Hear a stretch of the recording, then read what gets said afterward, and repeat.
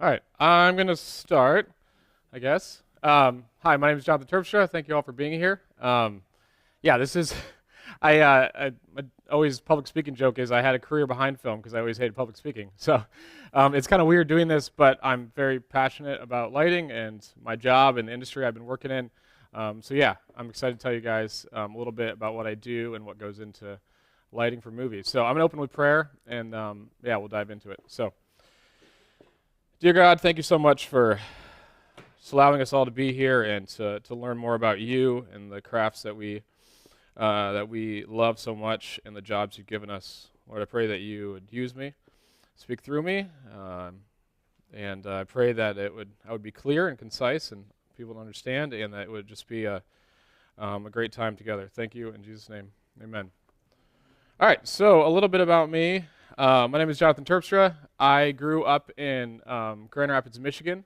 I was homeschooled, one of 11 kids, so a little mini film set growing up. But my dad was an artist. He went to college for art before there was computers. So, but then when computers came out and everything, he started doing advertising. And so I always grew up with a passion for art, and I definitely inherited it from him. Justin, way to go. Showing up late. If I call you out, I'm a little less nervous. But anyway, so yeah, I grew up in an artistic family, front row seat. Yeah, so it's just something I definitely got from my dad. Images, photography, all that kind of stuff. I really kind of enjoyed and kind of gravitated towards when I was a kid. So at one point, we're watching movies, and I realized what goes into making movies. It's got to be more than a director and actor. And so once I had that epiphany, I started to realize who is behind the images and who actually has a say in the images that show up on the screen. And then you start watching behind the scenes, you're like, oh, it's a bunch of people. So that's what started me on my journey into filmmaking. So I started in Michigan at the time. This was about 15 years ago. We had a tax incentive. But that dried up. Well, I moved to Detroit, got married, Julie in the back, and then we moved to Detroit, worked there for 2 years, and then the tax incentive died. So after that, we moved to Detroit, and then went to New Orleans, Louisiana, and we lived there almost 5 years, and then I've been in Atlanta for almost 7 years now.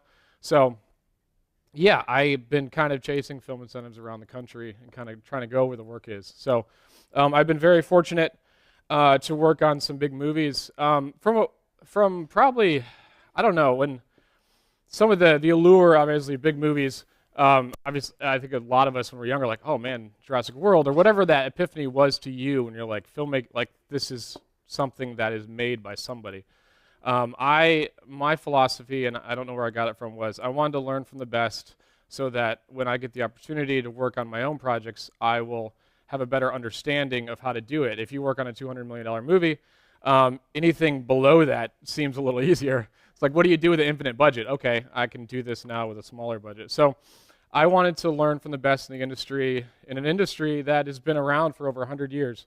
So these are a couple projects I've had a chance to work on and gaff. I did not gaff any of the top ones, for the record. So, but yeah, I've been very blessed. I've learned a lot along the way. Anyway, so we'll get into that, but that's a little bit about me and what I've been up to. So why you're really here. So why does lighting matter? This is a great quote. Conrad Hall, he's one of the greatest cinematographers around. He's, I think, won 3 Oscars, but he said cinematography is infinite in its possibilities, much so more than music and language. I think it's probably because you're combining music and language to create an art form, but visually, it is infinite. So yeah, that really resonated with me. So I'm gonna scroll through a bunch of images, and I want you guys to think about them as we show them. Just think about how do they make you feel. Smart device. Oh, that's something else. How does it make you feel? What kind of scenes are you seeing? What kind of movies are they? Like, just different things about this. What does these images portray to you? So anyway, we'll go through these and then we'll talk about it. His movies. How do I get that? Is that with this? There we go. This is wrong. All right. I'm really disappointed the contrast on this TV is very high. It's not very true to what they look like, but.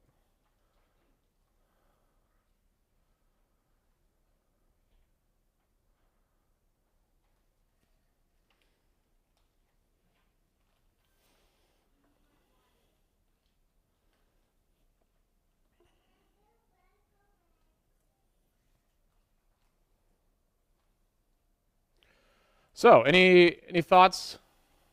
What's any like different types of movies? What do those images convey? Night, day, darkness, shadows?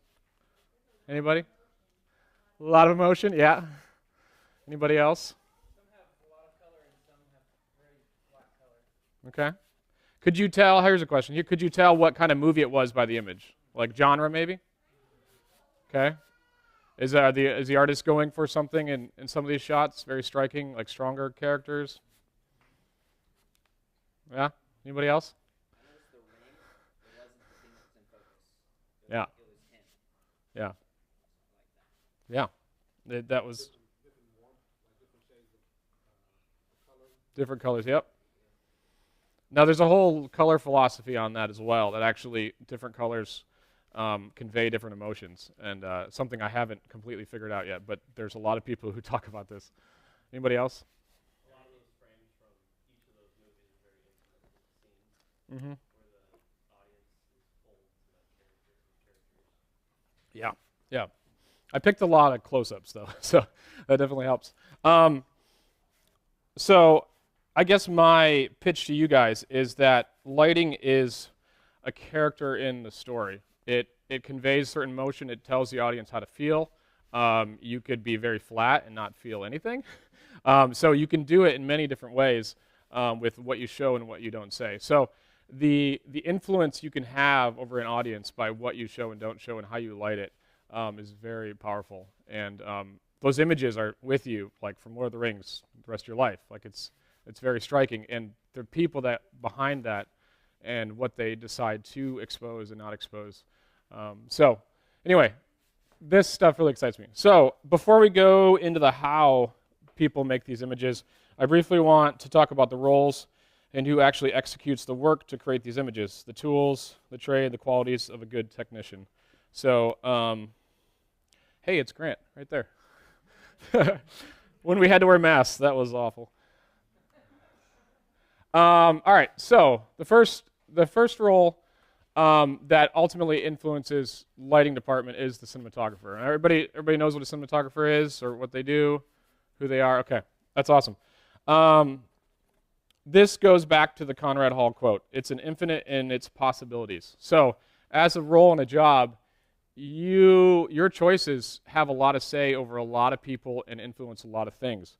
So this person is actually in charge of 3 different departments. So it's a big responsibility. He's in charge of, so the gaffer is the lighting department, the key grip is the grip department, and he's in charge of the camera department.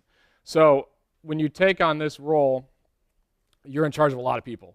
And your decisions and how you lead is affecting multiple people, if not dozens of people. So the other thing is cinematographer dictates, which affects the lighting department, is blocking. How you actually block the scene and where you put the camera on what side of the room and where it goes affects how the lighting department does their job. If you put it in a corner and look into a little box, it's going to be hard to make a very cinematic shot.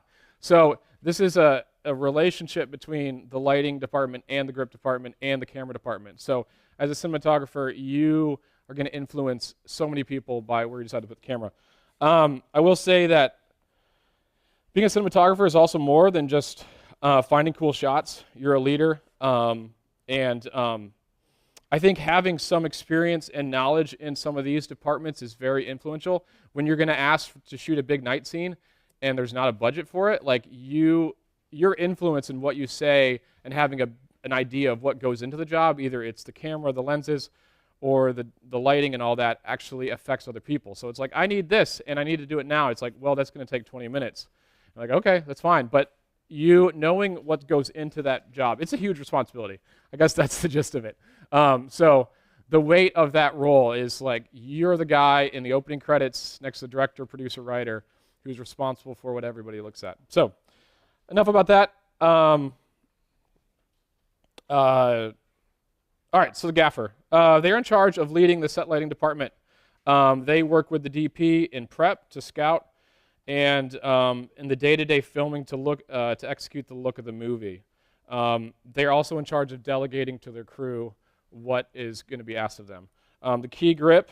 So just to simplify it, the gaffer sets the lights and the grips shape the lights and they move the cameras. So if you need someone to move a light, find an electrician. If you need someone to move a flag, find a grip. Hopefully that's easy enough. So gaffer sets the lights, grip shape them. They also move the cameras, so dolly grips. So the key grip, he is in charge of the grip department, like I said. So underneath them, I will go into on smaller jobs if you have a 3-man G&E crew, kind of how you could set that up. But on a little bit of more money, or if you can hire like 3 guys in each department or 4, this is kind of what it'll look like. So you'll have a Best Boy Electric. We're starting to transition from Best Boy Electric to Chief Lighting Technician, Assistant Chief Lighting Technician. And that's to get away from the fact that we're not really electricians. We know a little bit about power, but we can't wire your house. So they're starting to move away towards that, and it sounds more professional. So the Best Boy Electric, he's in charge of keeping track of all the gear. He's in track of time cards, hiring. If you want to get on a job as a lighting technician, the best boys are the good people to meet. Like those are the guys you want to know, the gaffers and the best boys. So he's kind of the numbers guy. He's the organizational guy. I did a little bit, but I realized that's not something I want to do on a movie set long term. So, and then under them is the electrician. So these guys do the day-to-day work of the gaffer. They execute his plan. They're on set. They're standing by. They're moving lights. They're plugging things in. If you need power to crafty or to art department, talk to an electrician. They'll help you. So that is kind of the breakdown of that department. Best Boy Grip, same thing. They keep track of all the gear, hiring, time cards, all that stuff. Dolly Grip, it's pretty self-explanatory. So those are the roles. Now, I will quickly say that the next section in advance will go into what it looks like on a massive set and how these departments actually expand and the roles and what it is for these and what it takes to do a bigger show. So I'll go into that a little more later. Now, if you're on a smaller job, I've done this with Spencer and some other great people where it's like we have 3 guys and this is what it is. It's a smaller movie or it's a short film. How do you make that happen? Because my biggest pet peeve is it's a gaffer and a bunch of grips because you're all kind of working together. So say you have 3 people. What I would suggest is that if you find someone who's very comfortable with lighting and with gripping, kind of keep him in charge of the group.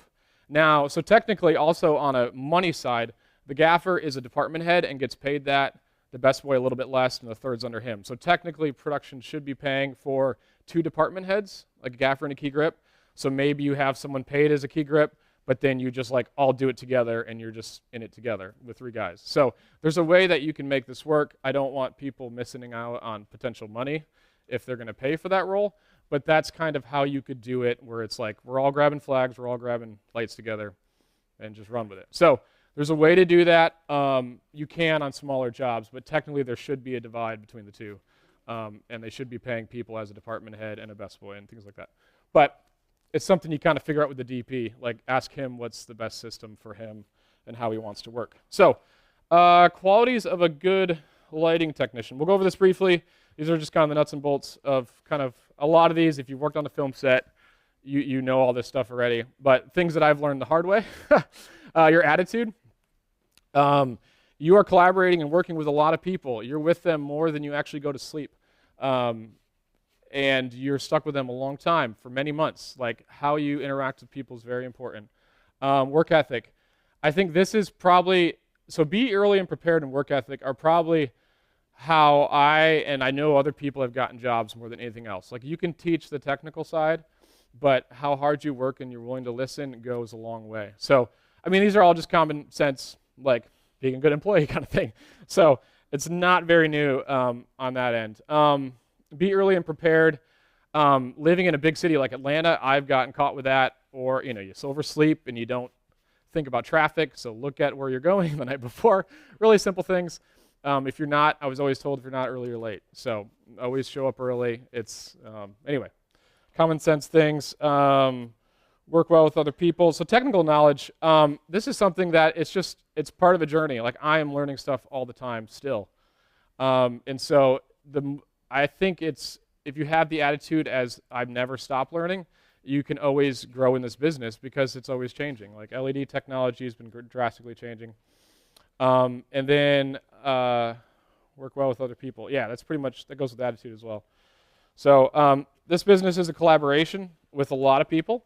And so being able to communicate well and being someone people want to be with. Like I know, like horrible, no offense, like horrible technicians that just get hired all the time because they're cool people and, or for other reasons. But it's like this, being able to be someone that wants to be with, it goes a long way. And, we do this for long hours and it's fun, but it's like, who do you want to surround yourself with? And so next we'll do, so this is, if you don't want to be a lighting technician someday, don't worry about this. This is what we have to have on our tool belt. As a lighting technician, a gaffer doesn't wear this much anymore. It's usually meters. A best boy wears a little bit less, but as a good lighting technician, I have it in your notes as well. If you have any questions about any of these items, I can go over them with you afterwards. But tools, meters, we do still use electricity and generators, so just knowing how to, just having the things to do a good job on set are important. So, yeah, we can, if you have any questions about what 0.5 is, we can talk about it later. All right, so let's start getting into more of the fun stuff. So understanding, we'll do the basics of color in this. Correlated color temperature, or CCT. If you have an LED light, you've probably seen this term before, CCT, or seen this K at the end of a number. So you've probably seen this if you've been to like Home Depot and you're buying light bulbs. Let me see, how do I get smart device? Hopefully it just goes away. So anyway, this is how they measure color temperature. It's on a scale from, so your incandescent candle lights, like 2,000 Kelvin temperature is how they say it. And then you go to incandescent. So before we had LED, all the incandescent bulbs, they blow eventually, were around 3,200 Kelvin. That was the temperature they were. They're very warm. They're very beautiful. You move through it. Fluorescent lights, the green crappy ones, were like 4,100 Kelvin with a tint of green. And then you have daylight, which is 6,000, 7,000. And this is also in your sheet too. But this is kind of how we measure it. If you had a color meter and you metered it, this is what you'd be getting at those different types of things. So why I put this in there is because this is what is going to affect the lights you choose and what you actually can use. So you got to pick the right tool for the right job. This is so, I'm not going to get into this too much. This is something it's just getting crazy. But right now with LEDs, everything is going RGB, so full color. And what RGB is actually measured in this space here. So this is how the computer sees it, I believe. So right here you see this is actually for RGB to get 6,000 Kelvin color temperature, it's mixing red, blue, and green at that point to get that. So if you have an LED light, the better LED lights can mix it better and give you accurate color temperatures. So, and inside this one, this triangle right there is actually what the camera sees in Rec 709. So if you pick a color red in the deep corner, it's not going to read that on camera. So this is a whole deep dive. You can really go crazy online and learning about this, but just to give you the basics of LEDs now are starting to create full color and how that affects you and what it's actually doing to get the colors you want. So it also can go into why more expensive LEDs are better. They have better color mixing. They have more color diodes. Like it's a whole thing, and this is like kind of the backbone of the whole technology behind it. So anyway, yeah. So the triangle you're showing in the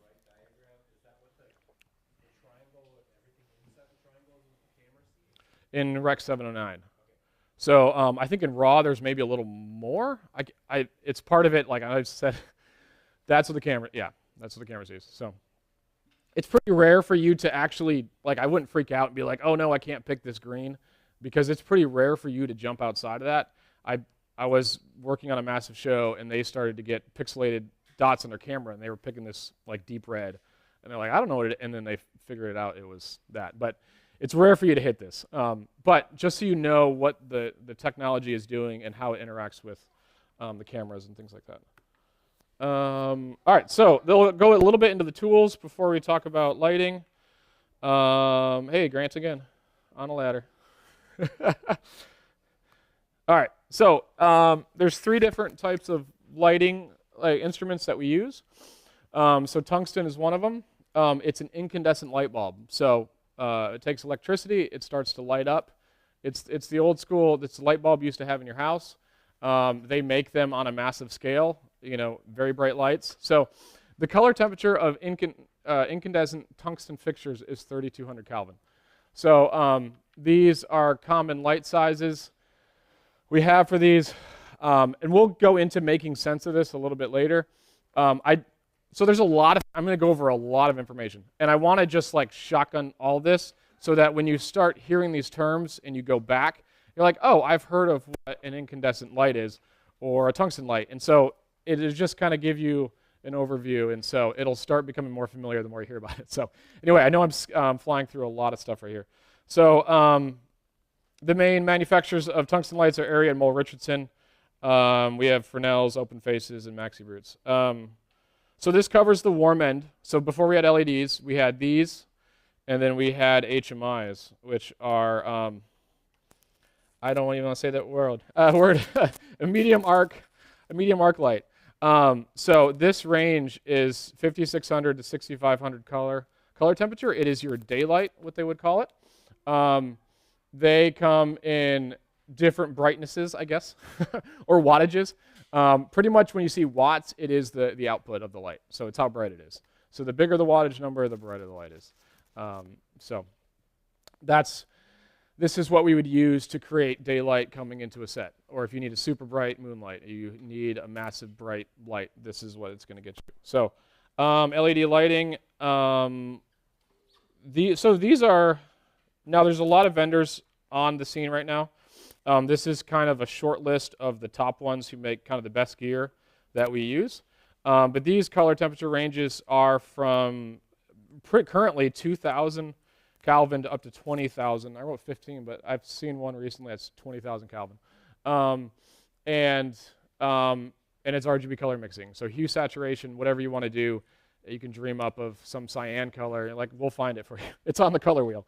So that's what's amazing about LED technology. It uses less power, it's lighter, and it's very fast. So it's come such a long way from when I started. So before LEDs came out, if we wanted to get anything of different colors in this, we would use gels. So there's gels that would convert this to red, or to you could get halfway to 4100 Kelvin with like half blue, or different ways. So it's gotten a lot easier for us in this world.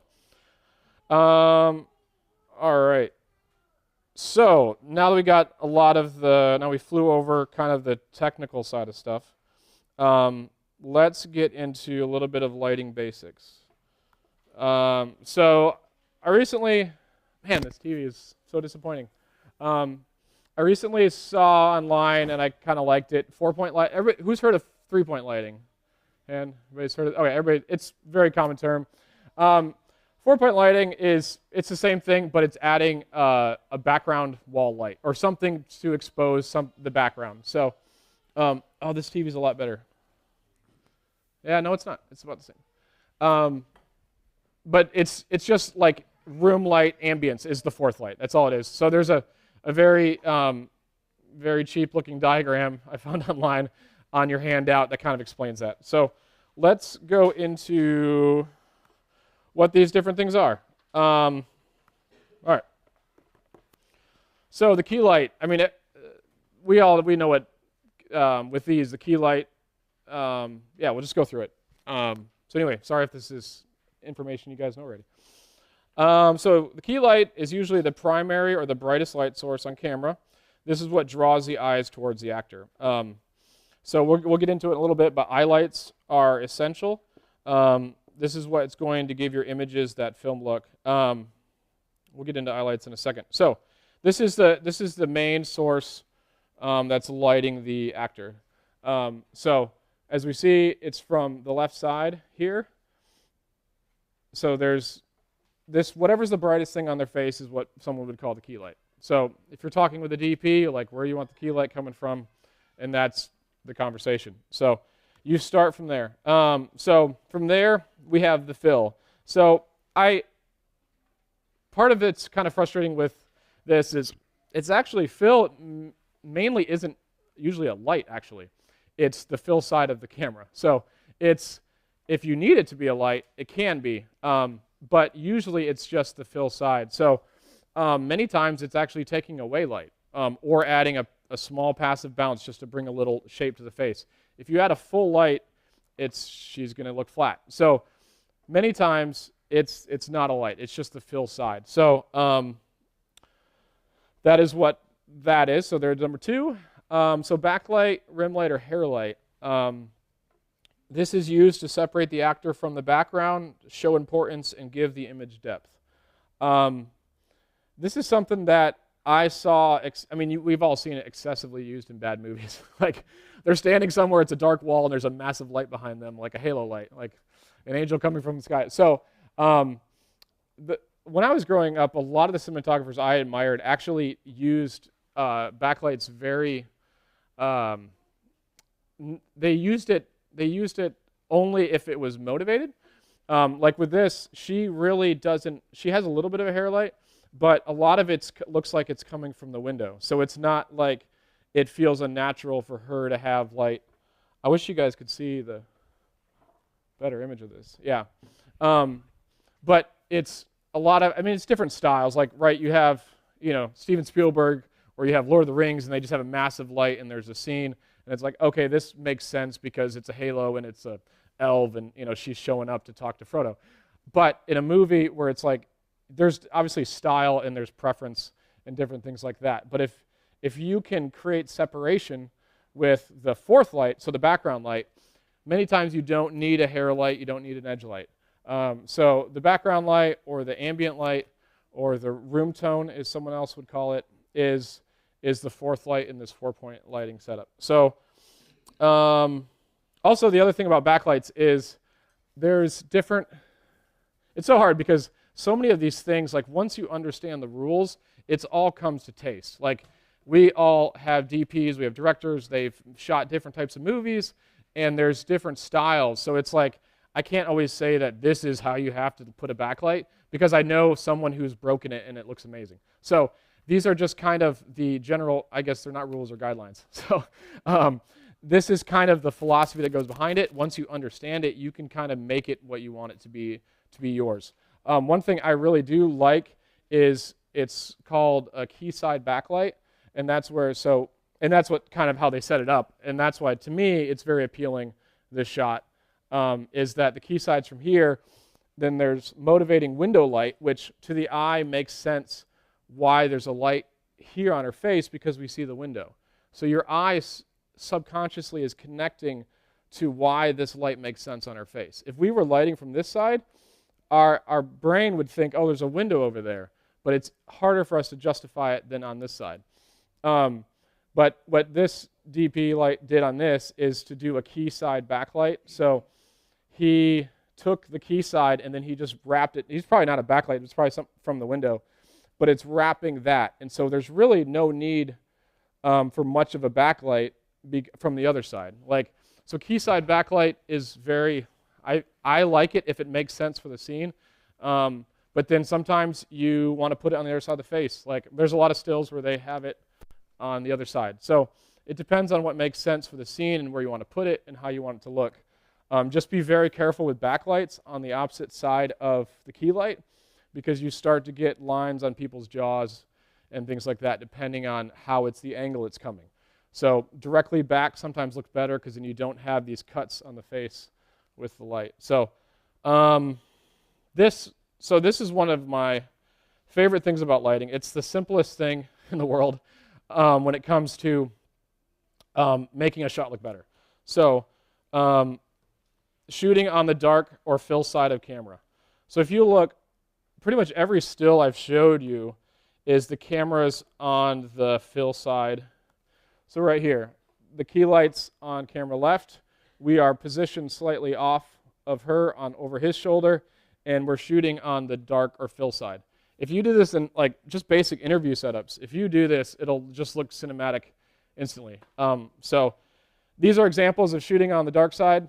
Like her, she's more flat, but even on like a more high key shot, we're still on the shadow side of her. So take that, interviews or whatever you're doing, this is what's going to make it's something about it. I don't know. It's the eye, it's the camera, it's how we see things. And I think probably some of it has to do with shape. We can see depth and shadow. So this is going to look super dark. Ha! So this is a conversation at a restaurant, a dark restaurant. This is the wide shot. They motivated the light from somewhere in the restaurant, and then they shot the overs on the dark side. And yeah, it looks, I mean, it's very dark, obviously, but it looks very cinematic, at least to me. So anyway, there are times when you do break this rule. A lot of it is depending on motivating the light.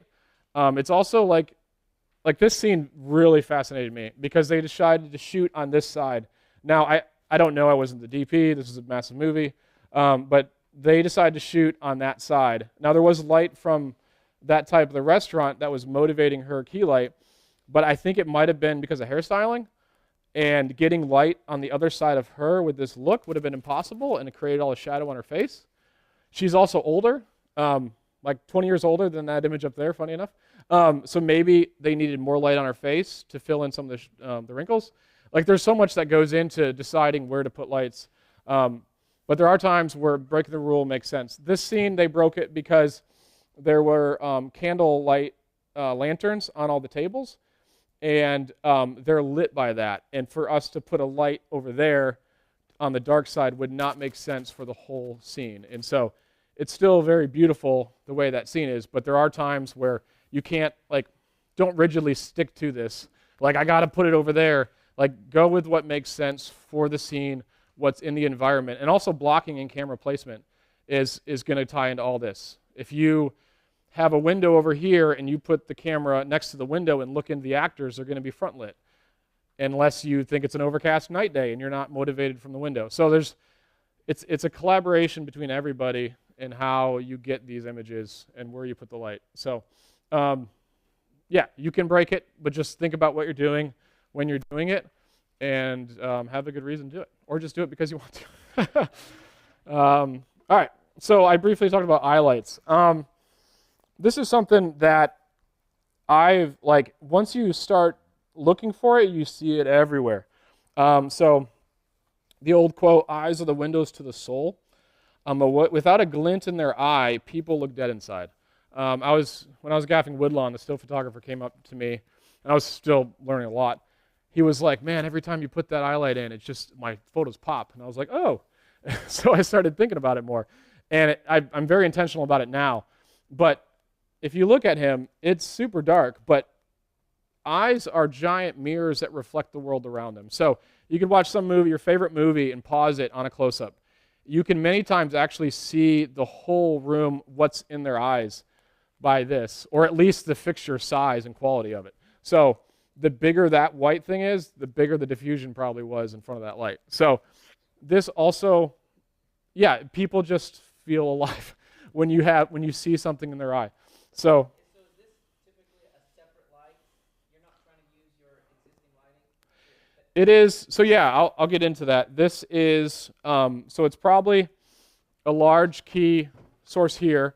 There's obviously no light on that side. Many times what we'll do is take like a small light or a soft, bigger light dimmed way down and bring it around on the shadow side, and just to get a little something in his left eye, because this key light probably isn't wrapping around enough over the nose to get that eye. So many times they'll take those little pucks or LEDs or something, just to get something dimmed way down, even if it's at like 2%, and not, if you don't want to lose the shadow, it's going to create a little glint in his eye. And so, yeah, it's a mix of that, or the bigger the source, the more it's going to wrap around. So, yeah, do that, and I don't know, it it works. So, all right, so those are that's kind of the basics of 4-point lighting, and just kind of the basic ideas behind that. So we'll briefly talk about this, and then, yeah. All right, so I briefly touched base on this, on kind of style and lighting philosophy, and I think, to me, motivated lighting is the best looking lighting. Now, you can have a movie that's not motivated at all. Like, I look at some of Spielberg's stuff, and it's just like, that is insane amount of light.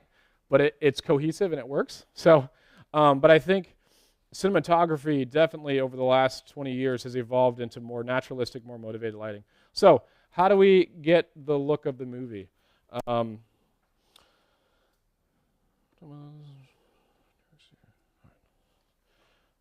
So let's start with, ways to light the space, motivate light. So there's really not a lot. I mean, you have practicals or existing lighting. So there's lamps in the room here that are lighting her face.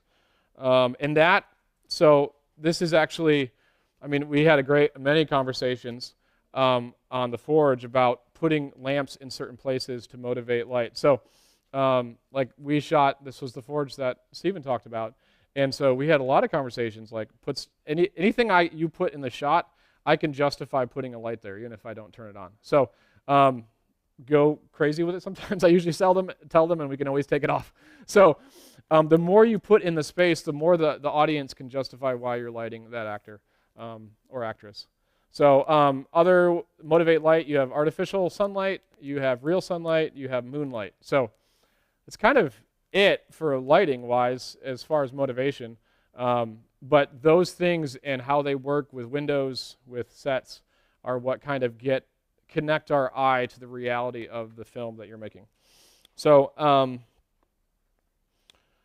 so I want to look at this. So we have let me go back. All right, so with the motivated lighting, it also goes into kind of the look of the movie that we're trying to make. So from this slide, guess the genre from these different images. What kind of movies are these? Anybody?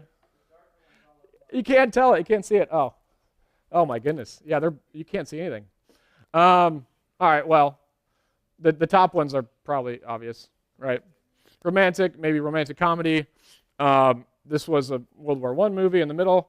Maybe sci-fi with all the blue and color. That's a thriller. It's got a gun, flashlights. You wouldn't do that on a romantic. You wouldn't shoot that bottom right one on a romantic comedy. I mean, maybe there's like a scene that sets up something. I don't know. But how you decide to light a scene is being influenced by the script and the stories you're telling. So you have a lot of power in what you're doing and how you're lighting and how you influence people by the lighting and what the stories you're telling. So that kind of goes with the other character in the room. So I wanted to show just how much lighting can show, just how it influences in a basic four-wall set. So a bedroom. This is 6 different shots from the same movie, and it shows different times a day. Like nothing else changed. Well, what they're wearing maybe, but it showed times of day, and it just changed by lighting. So you have a night scene, you have a morning scene. This is so funny enough. I was thinking about this. The top right is actually warmer, even though it's the same bedroom as these two. But I think this is when they broke up, maybe, or it's less happy. But for some reason, and it's just so subtle. But this, like watching this, connected with the actor's emotion, actually influences how you feel about what's happening. So the colors you choose, how you decide to light it, has a lot of influence on the audience subconsciously. without even really having them to act in it. Like you're also a partnership in telling this story. So these are all different images from different bedroom sets. Like that's what I love about my job. You can walk in a bedroom, which is so simple, and light it a dozen different ways. And it depends on the cinematographer, the director, the script. And it's like my job, it's fun because it's like, oh, you want to do a silhouette of her on a bed. That's great. Let's do that. Or you want to do like a brooding soldier or something. Like, so this job, it's always changing and it's evolving. And it's a lot of fun because it changes every time. And you could take this scene, it would be lit a different way with a different cinematographer. It'd be lit a different way with the different types of lights. It'd be lit a different way in different script directors. So it's, I don't know. I'm very, God has blessed me to have a job I enjoy doing, and I think things like this is what make it a lot of fun. So, yeah, this is, I think, a great example of something so silly as a bedroom, how it can be done many different ways like that. So, I briefly wanted to turn this setup on to kind of go over some things that we had talked about here. Let's see if all this will actually work. Anybody want to sit in? Go ahead. Jump in. All right, we'll see if all this works. That one right there. Yeah, we'll just do a basic. Okay. Can you hit the lights behind you? Yeah. There should be I think behind you, Nathan, there's a switch on the wall.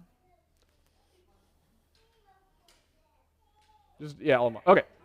And then, okay. So, this is, what? Yeah, I know. Yeah, ignore the other lamps there. Yeah. So I didn't have a ton of space on the right side, and I wanted it to be open so you guys could see it. But this is kind of example. So you'd be looking right here if this was a conversation. Let me see. Man, Paul, we should have calibrated these TVs before. Oh, that's fun. So this is an example. This backlight here. So let's do this. If I turn these off, this light here doesn't make a lot of sense. This one here, this edge here. But when I turn these back on, I can, in my mind, justify what this thing is doing back there. Now, in my mind, I really don't like it from that side. It can work, but it's more of a personal taste. Like if we had more time and more equipment, you could. Sorry, I'm way over here now. Can't remember. Let's see.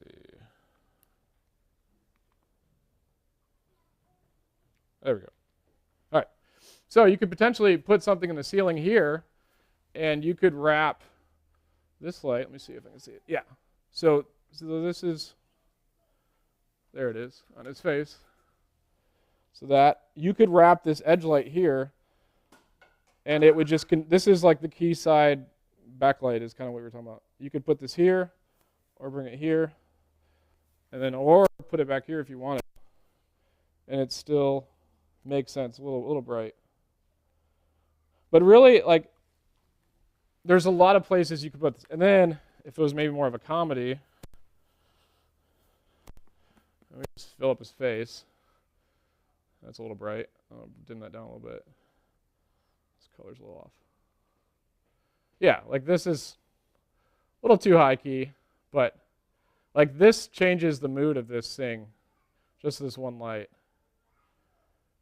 Now the contrast is really high on this camera, but one way to create some contrast, like if this room's very bright, a simple way to do that is to bring in flags from the grips. Sorry everybody on this row.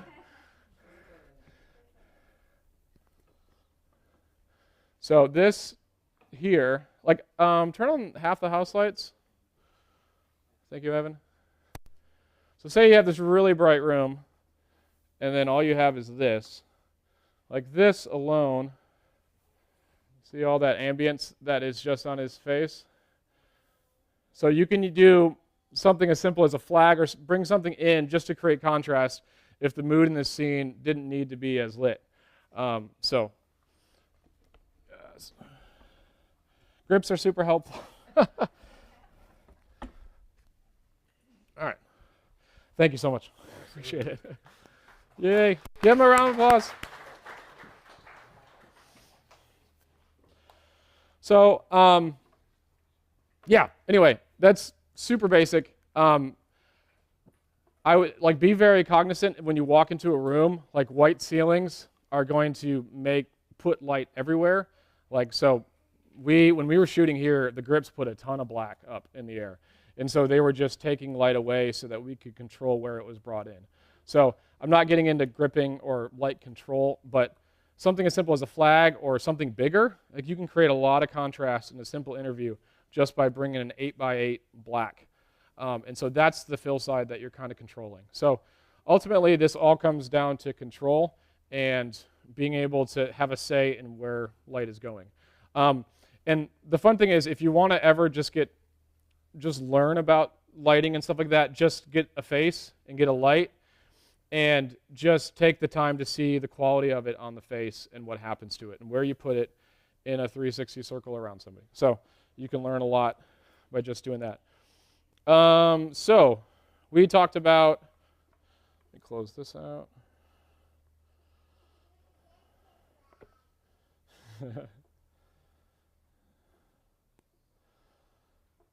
We talked about 4-point lighting, creating a mood and a style that conveys the story you're trying to tell, shooting on the dark side, where we're motivating light from. So let me go back. All right. So this is like everything we talked about. This shot here, there's practicals in that room that are motivating the light on her face. We're shooting on the dark side to create shape. Like even this, it's something as simple as a day exterior. This, if it was sunlight, you would not get a glint under his helmet.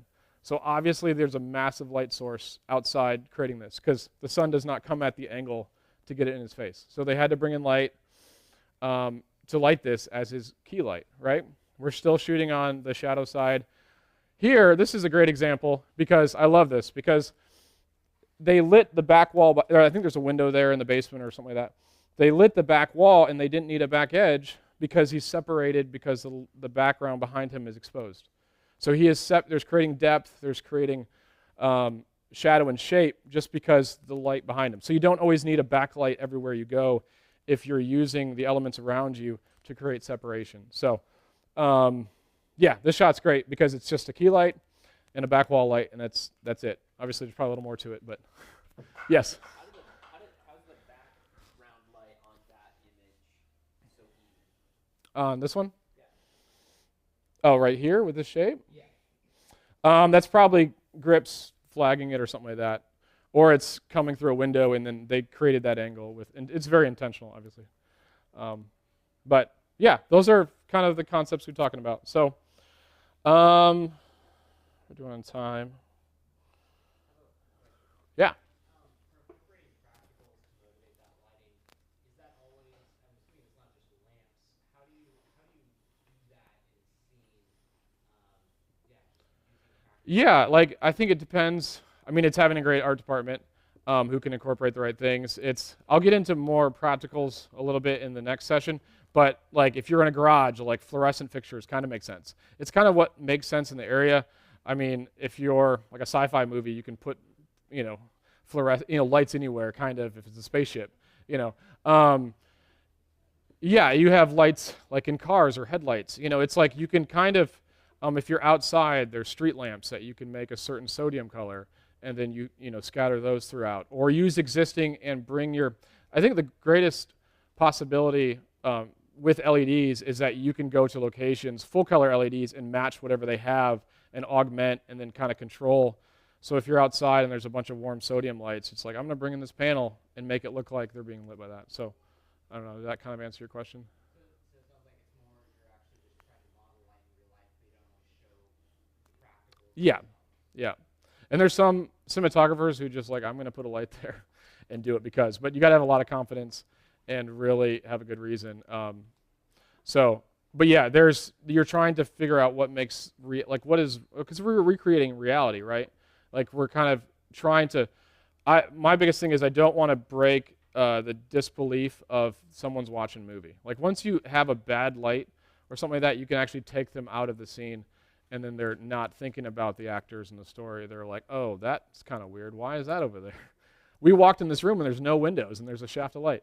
So yeah, that's what I'm trying to do is get as close to reality, but then making it cinematic and like heightened reality. So, all right. So ways to get in.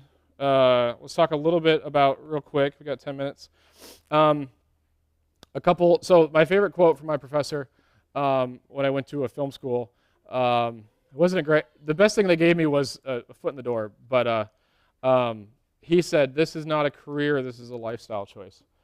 And so I think going into that, knowing that, I mean, if you work in any other department, I know a lot of people in this room that it's a lifestyle. It's not like a 9 to 5. It's a calling. And so knowing that going into it makes it a little easier on the hard days. So ways to get into the business. And if you want to talk to me afterwards about any of this, please feel free to come up. Lighting rental house jobs are great. I worked at one in Detroit. All the best boys come through there to load out their gear and for the next job. And you get to meet people. You get to learn all the lights, what they're called, all the funny names, and you get to learn the equipment. So that's one way to get in. Unfortunately, move to where the work is. I've been blessed to work on the projects I have because I lived in the cities I did. And, there's so much about that relationship, where God's like open doors, but a lot of things with film incentives and taxes and unions and things like that, if it's over a couple $1 million, it's going to be a union show. And if it's a union show, they have to hire local unless they want to pay distant hire.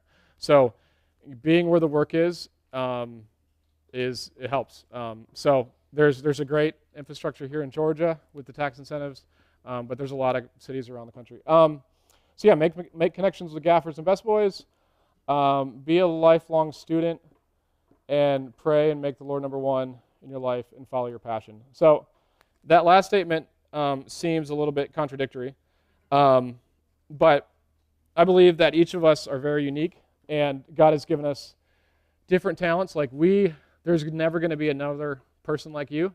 Like we all have unique DNA. We're born at a certain time in history with a certain family, and all these things to certain parents. And it's like He has something for each of us, and finding what that is and living that out, I think, is a very rewarding thing in life. So I think as long as we're putting God number one in our life, He wants to use the gifts and abilities He put inside of us. So for me, my story is I grew up with the guilt that if I wasn't doing ministry, I wasn't serving the Lord. And so but I'm like, I have these desires, I have these abilities. Taking photography feels pretty natural to me. And it's like, I enjoy it. Like, why do I have so much joy in doing this? And so I realized that my mom decided, she was like, well, go to film school and see where God leads you. It's easier for Him to steer a moving ship. And then I'm still doing film now. And so I realized that it's not about, this industry is a ministry. You're doing the Lord's work. Paul was actually bivocational. He was a tent maker. So it's like, should he have not made tents and just wrote the Bible? So it's like, I feel like God has us in different places for unique reasons, because we all have different skills and different things that we bring to making movies. So that was kind of the why does it matter, actually. This is hilarious. I actually... this was in my slide for a couple months. This is one of my favorite verses, and Stephen quoted it out there. But it was that the first person ever to be recorded in the Bible to be filled with the Holy Spirit was an artist and a craftsman. And I'm like, that is pretty awesome. So to me, that says that God cares about art, and the art you make, and not just the stories you tell, but the way you make it, and with the skill and the ability you make it, and the craftsmanship in which you do your job. And so this verse always, I was like, blew my mind. It wasn't Moses, or at least, I mean, he walked with God, so I guess that was a step up. But he, yeah, it was a craftsman. He was like, I care about the temple and the quality of the temple and how it's built so much. I'm going to give him the Holy Spirit, and this is in Exodus. So anyway, I think we have a duty to be the best we can at our job, to pursue excellence, to do it the best we can, to learn from the best. Like, this industry has been around for over 100 years. People have been lighting and making movies for a long time. There are a lot of people, whether we like their religious views or political views, who are very talented at this job. And so if we can learn from them and take these skills and abilities to make the movies that God called us to do, I think it's really exciting, and it's pretty fulfilling. So anyway, that is all I had for this. Are there any questions or anything? We have like 5 minutes left. I'll be here for a couple days, so anything else? Yes, Michelle. So, is one of the tools a glove? So, like, that you just have to stack you? It's a glove because some lights get really hot. That's a great question, Michelle. Yeah. So tungsten lights and HMI lights are very hot. If you haven't used them, they're not LEDs. They get very hot. So we have to wear leather gloves. So good job, Michelle. Anybody else? Christine, you have a question? Why are they super hot? Because they are, oh man, I got to explain this. Well, with HMIs, it's a ballast that takes electricity and it converts it to, oh, you're going to call me on the spot. I forgot how it does it. But you take a ballast and it just heats up to create a spark that lights a bulb. It's a giant bulb. And so that emits a lot of heat because it's like burning, I think it's like, what's the stuff inside it? I don't just know how to turn it on. We don't have to worry about it anyway. What's up? Yeah, so that's a great question. That's something that's been, we've been doing a lot with movies probably in the last 5 years, probably 10, but 5 years. Moving light technology has evolved so much that we're using it on sets all the time now. And I'll go into that in the advanced class, but when we have giant lifts in the air, way out deep, being able to remotely control a light head that can shape things we want to do is super handy. So yeah, moving lights are becoming very common now on movie sets. Yeah. What's your question? Sorry. What's a genre that you haven't lit that you want to light? As a gaffer, like an action movie would be, like just, I don't know, kung fu movie, I don't know, but we did a Western and that was really fun. So, you got a question? With the moving light deal, is that something that you guys are moving while they're shooting, or is it just moving to adjust before the shot? It's between the shots, yeah. So it's like you'd focus it for the shot, and then you don't need a guy to operate it either because it's on a dimmer board. Yeah, yeah, yeah, yeah. It's super handy. Kind of do like they do in concerts and things like that. Yeah.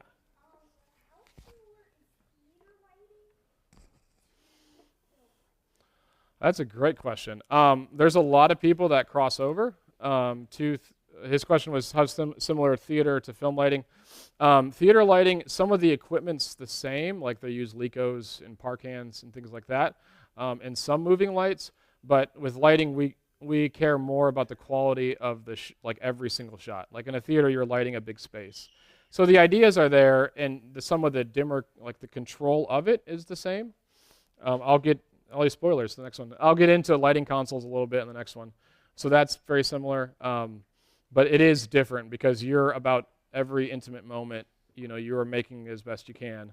As far as the theater, you're lighting a giant stage. Yeah. Go ahead. Are there any concerns with LEDs and different kinds of cameras, like with the cycle rates and everything?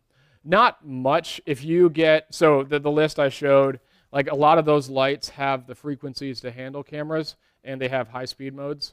So that's why if you're getting a cheap, LED off Amazon from China, like they're not going to be able to put. I mean, that's a lot of conversations to handle. Yeah, cameras, frequencies, and then you can also do high speed with them too. So, so kind of what you buy matters. But you had a question? I'm just curious, I'm pretty new to this, but when you do the eye light, is it a problem having a reflection of the light itself, or are you trying to you're kind of trying to hide that it's an artificial light? Yeah. That an eye is really reflective. So is that ever a problem? Is that something everybody If you have, yeah. No one really looks at an image that close. Like, we're consuming the whole movie as we go, so you really can't tell what it is. I mean, I've paused all these shots, and then you can really examine them. But if they have glasses, it's a whole other conversation, and that's always a fight. Like, there's glasses that are better on camera than others. Justin's laughing. We had this problem on LifeMark.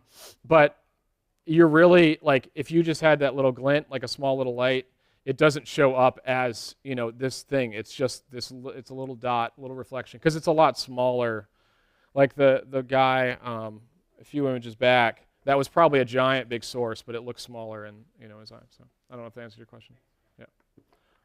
What's up? Okay. Go ahead. 16 years now. I think it was like 18. Started, yeah, ish. I don't know. Kind of blurs together after a while. Yeah. I mean, for me, yeah. But it's like I didn't really go into it. There's also a cost to doing it. Like, talk to my wife. It's someday, my brother-in-law comes home at 5 every night, during the week. And so, I mean, and that's why I think that quote is so powerful. Like, it's a lifestyle choice. But if you feel like this is what you want to do and this is where God's called you, then, go for it. But I think knowing what you're getting into, and like, that's the best thing is my first feature, I was an intern PA, and I saw what the life was, and I was like, yeah, I want to do this. And then I met a few people, and they're like, nope, I don't want to do this. So I think the best thing I can give you is kind of explain what it is, and then you make your own choice if you want to pursue that. And to the extent you pursue it, like, you can pursue media in whatever market you want, but if you want to be telling big, massive stories, there's just certain things that come with that. But there's no right or wrong answer to this. So go where you want to go. Go ahead. When you are starting at a location, do you try to shoot or like set up light for 360 shooting for the whole scene, or do you just go setup by setup? That's a great question. It's a lot of conversations with the cinematographer, and it's you probably having so I hear on Michael Bay movies he wants to be able to shoot 360, and if you don't, I heard a gaffer got fired who wasn't ready, even though they told him they would never look that way. But usually with most directors, you have an idea of, and I'll go into that in the next one. Shout out to tomorrow. But it's like, we knew we'd only look certain ways. Now, if you're in a house and there's a chance we could see that, then you just have to be prepared for it. But it's part of a conversation you have with the cinematographer as a gaffer, like, what's safe, what are kind of your camera angles, and then it's depending on that relationship. Sometimes you don't always have that information, and then you should be prepared. But many times it's like, this is what we want to see.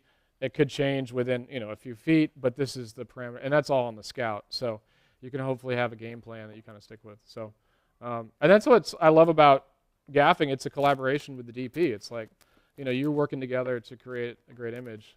So anyway, what's up? Window reflections. You can leave them in. What do you mean, in like faces or something?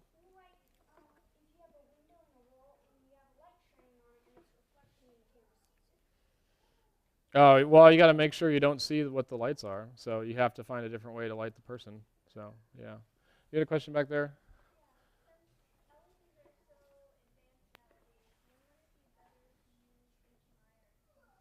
That's a fantastic question. So, LEDs,